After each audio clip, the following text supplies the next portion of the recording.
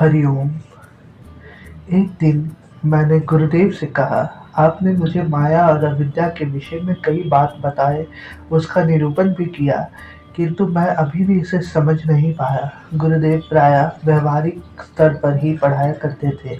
मेरी बात को सुनकर गुरुदेव बोले, कल सुबह मैं तुम्हें दिखाऊंगा कि माया क्या है। मैं बहुत ही प्रसन्न हुआ।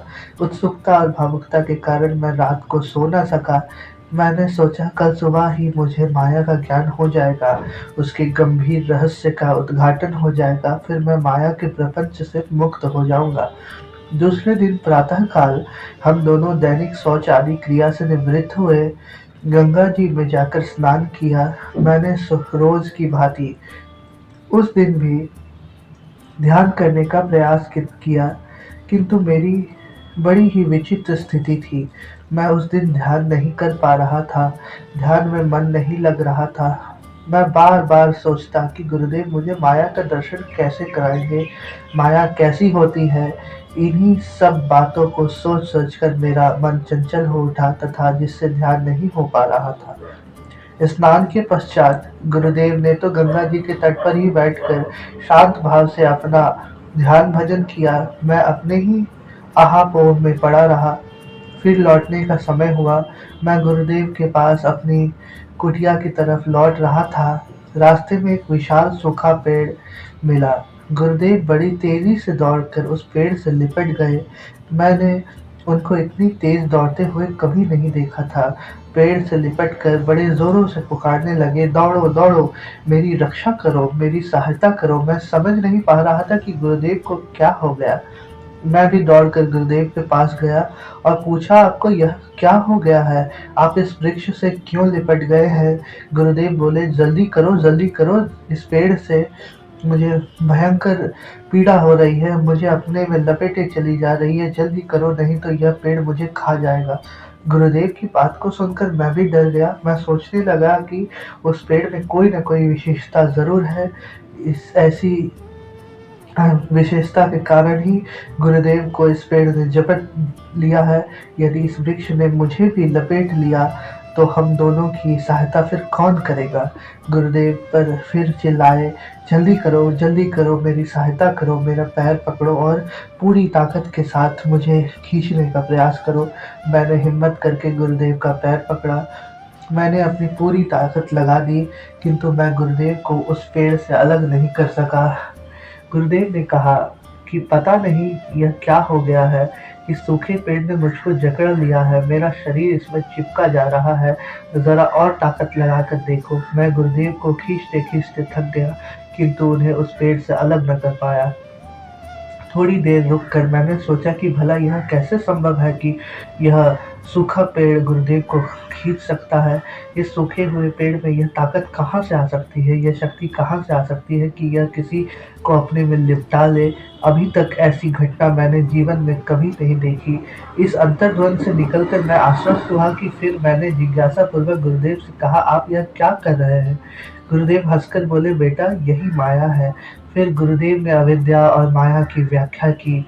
गुरुदेव ने बताया कि अविद्या का अर्थ होता है अज्ञान, ज्ञान का अभाव, सत्य को न जानना, अपने को न जानना, भ्रमित हो जाना, अच्छे बुरे का ज्ञान न होना, इसी को कहते अविद्या। इसी अज्ञान का, इसी भ्रम का व्यापक स्तर पर जो अनुभव होता है उसको कहते हैं माया। शास्त्रों में इसी को व्यष्टि अज्ञान और समष्टि अज्ञान कहा गया है। व्यष्टि अज्ञान का अर्थ होता है वह अज्ञान जो व्यक्ति तक सीमित है, किंतु वह अज्ञान जो पूरे संसार को भ्रमित किए हुए है उसको कहते हैं समष्टि अज्ञान। उसी को माया भी कहते हैं। माँ का अर्थ है नहीं तथा या का अर्थ है वह। इस प्रकार माया का अर्थ है वह शक्ति जिसका स्वतंत्र रूप से कोई अस्तित्व नहीं है, फिर भी उसकी महिमा इतनी न्यारी है कि अस्तित्वमय सी प्रतीत होती है, न रहते हुए भी रहने के समान जान पड़ती है। जैसे गर्मी के दिनों में रेत के मैदान में पानी का भ्रम हो जाना, उस विस्तृत रेत के मैदान में पानी का नामो निशान नहीं है, किंतु सूरज की रोशनी वहाँ ऐसे चमकती है कि उससे मनुष्य को पानी होने का भ्रम होता है। इसी को कहते हैं माया। फिर गुरुदेव ने माया के दार्शनिक सिद्धांत का वर्णन किया। उन्होंने बताया कि शास्त्रों में माया का 2 प्रकार से वर्णन पाया जाता है। कुछ दार्शनिक माया को भ्रम कहा करते हैं, फिर भी उस माया को पूरे संसार का कारण बताते हैं। ऐसे दार्शनिक कहा करते हैं कि माया का अस्तित्व न होते हुए भी इसी माया से पूरे संसार की सृष्टि होती है। लेकिन तंत्र शास्त्र में माया का एक दूसरा ही रूप है।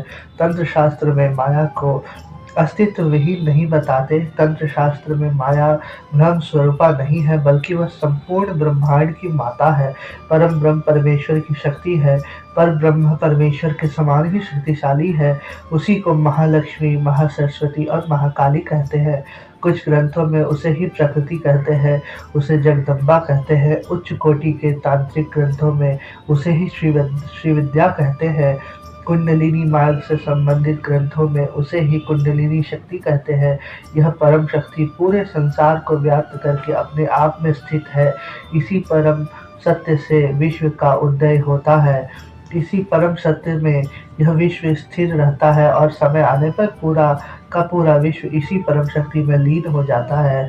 हमारे अंदर भी यही परम शक्ति विद्यमान है, किंतु सोई हुई पड़ी है। साधना के द्वारा हम इस शक्ति को जगाने का प्रयास करते हैं।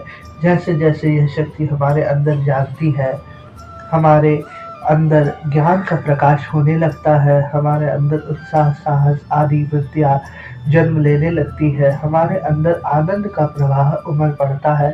इसी को कहते हैं आत्मानुभूति, ईश्वर अनुभूति। जब तक यह शक्ति जागृत नहीं होती, मनुष्य अज्ञान के अंधकार में डूबा रहता है। माया के रूपों का वर्णन करने के पश्चात गुरुदेव बोले, जब हम भ्रमवश अस्तित्व विहीन माया की सत्ता का विश्वास कर बैठते हैं तो माया सत्य सी दिखने लगती है। जब यह माया की सत्ता का हम विश्वास नहीं करते तो माया की सत्ता समाप्त हो जाती है। अथवा जब हम माया को परमेश्वर की शक्ति के रूप में देखने लगते हैं, तब माया हमारी माता के समान हो जाती है। हमको उसी प्रकार से रास्ता दिखाने लगती है, प्यार करने लगती है, जैसे कि हमारी सांसारिक माता करती है और हमारे सुख और स्वास्थ्य का ध्यान रखती है। यह बिल्कुल हमारे ऊपर ही निर्भर करता है कि हम माया को किस रूप से देखें, किस रूप से जानें और इस माया शक्ति को किस प्रकार से अपने जीवन में प्रयोग करें। एक सच्चा साधक माया को माया के रूप में न देखकर माया को माता के रूप में देखता है। यही माता उसके जीवन में जगदम्बा के रूप में प्रकट हो जाती है, उसका हाथ पकड़ती है और उसे उस दिव्य रूप का दर्शन कराती है, जिसका दर्शन करने के बाद वह उसी के प्यार में रम जाता है और उसके जीवन में फिर कभी किसी भी प्रकार की दुख और दरिद्रता नहीं रह जाती। फिर गुरुदेव ने माया का प्रयोगात्मक स्तर पर भी वर्णन किया।